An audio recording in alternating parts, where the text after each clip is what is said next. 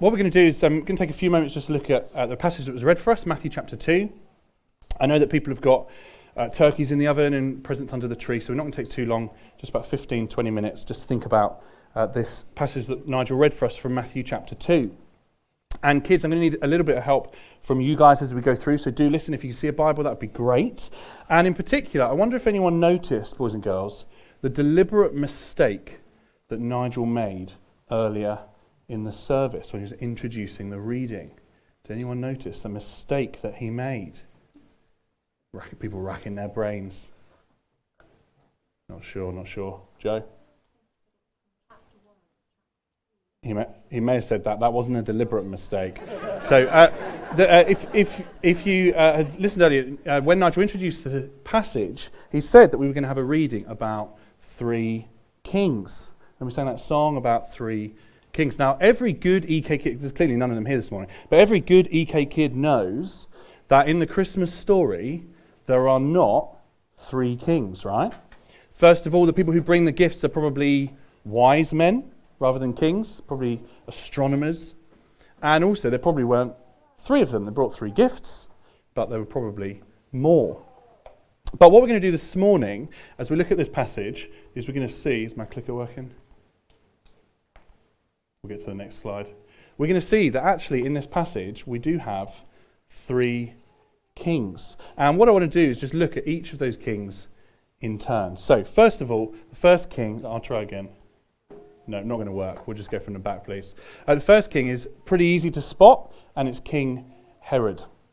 And I've called him this morning the king who knows nothing.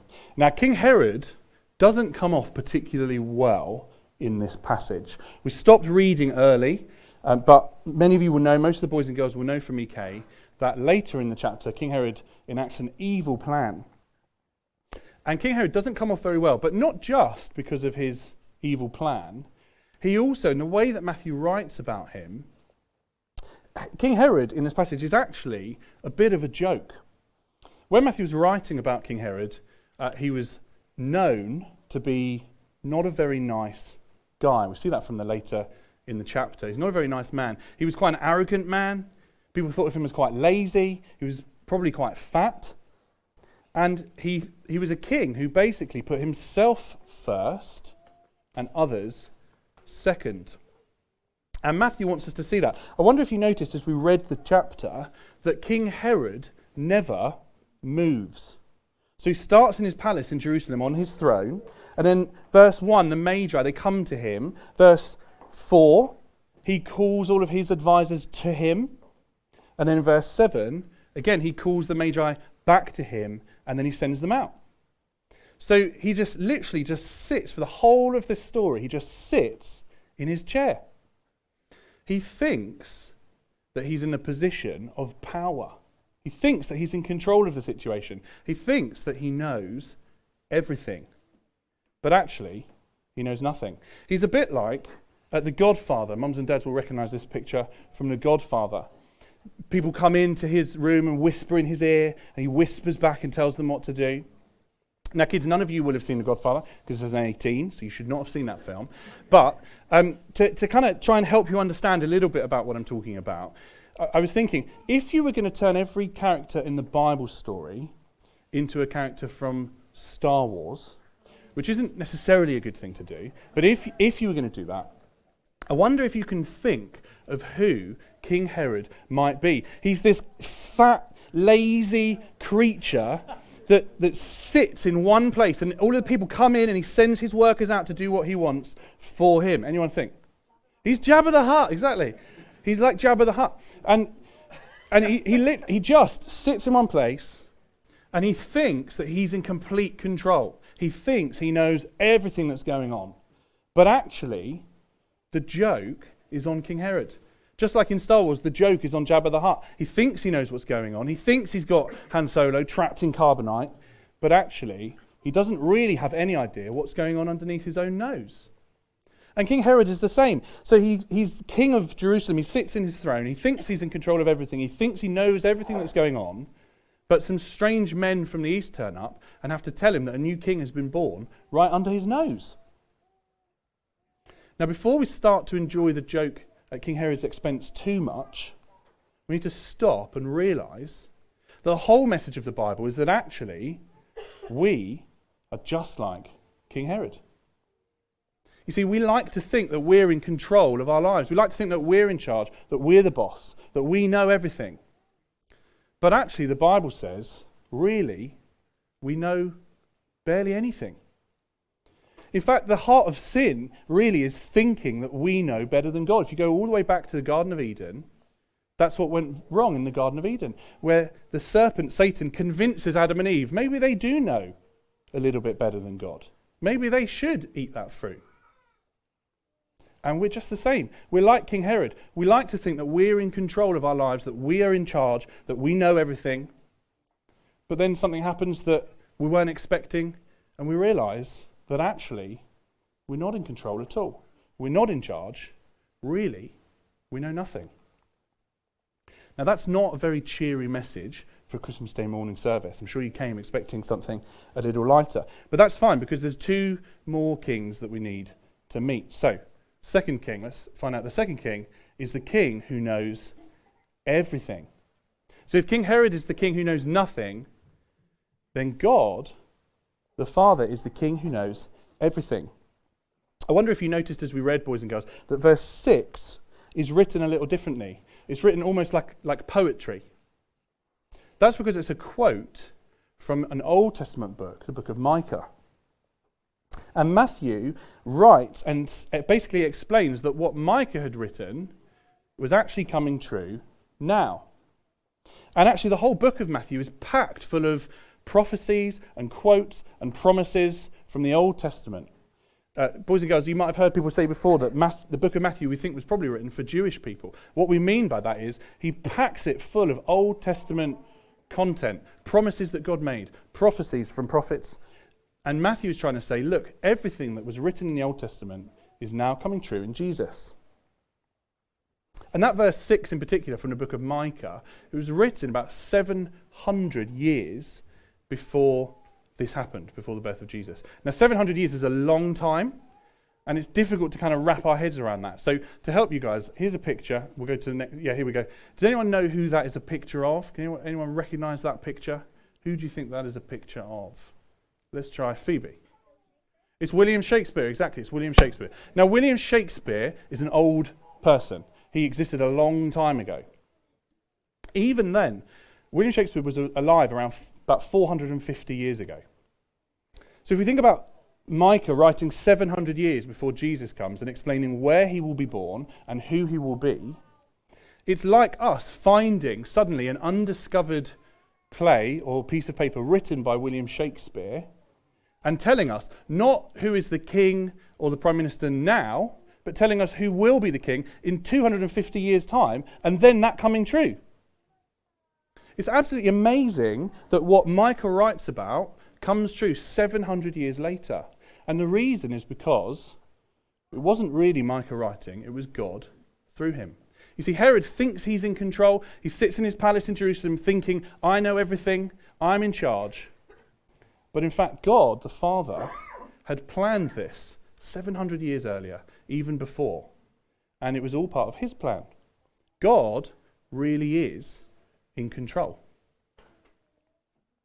And because God is in control, God is in charge, instead of Herod, Matthew's giving us a choice. We can be like Herod. We can continue to live as if we're in control and think, no, I'm in charge. I want to be the boss of my life. Or we can give control over to God. Now, that is a really hard thing to do. It's really scary. And the reason it's scary is because part of us worries that God will be a king like King Herod.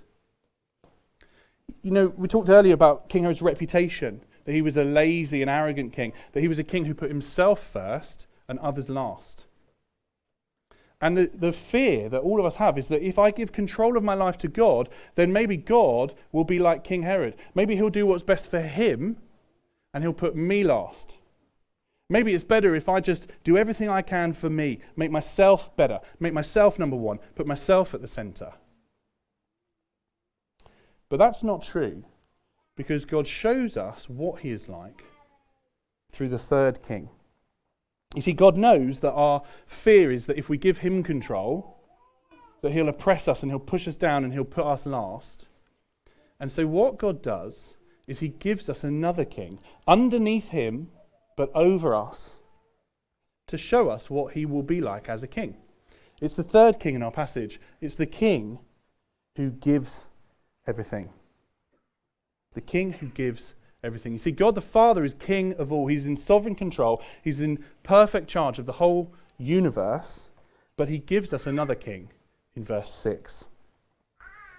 Take a look at verse 6 again. It's that prophecy from Micah.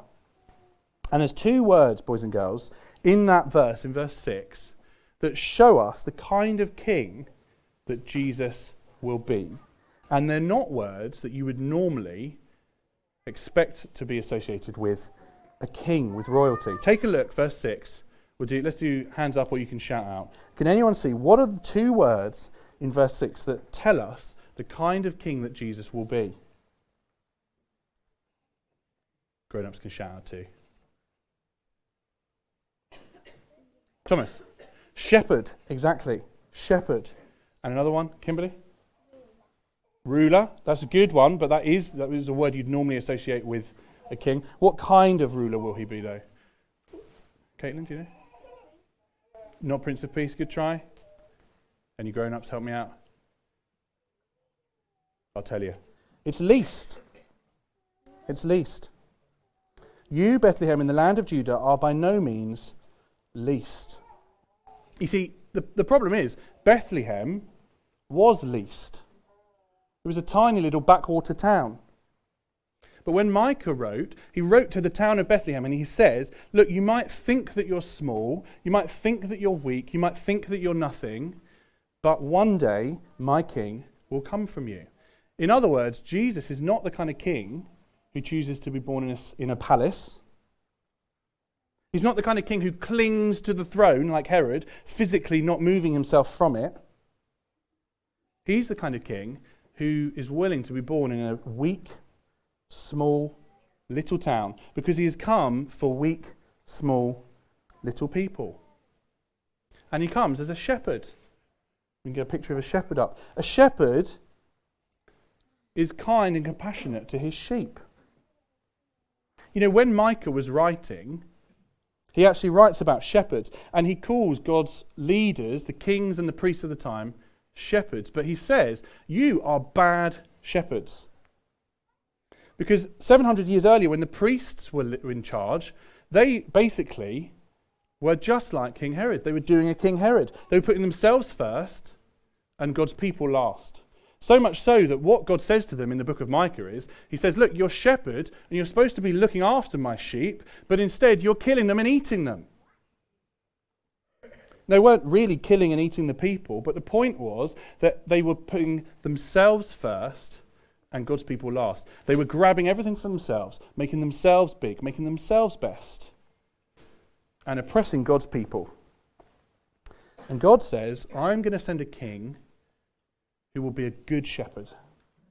I'm going to send a king who will be everything, and he will give everything for his people.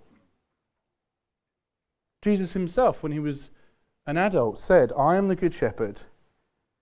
The good shepherd lays down his life for the sheep. Jesus is the kind of king who will not oppress his people, who will not hurt his people, who will not trample them down to put himself first. He's the kind of king who loves his people and gives even his life for them. And if that's the kind of king that God sends, if that's the kind of king that God gives us, doesn't that mean that we should be free to give him control of our lives?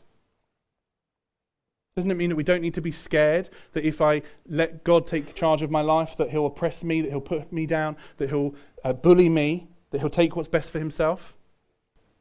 No. God is the kind of king who gives everything, and he's the kind of king who has given us Jesus.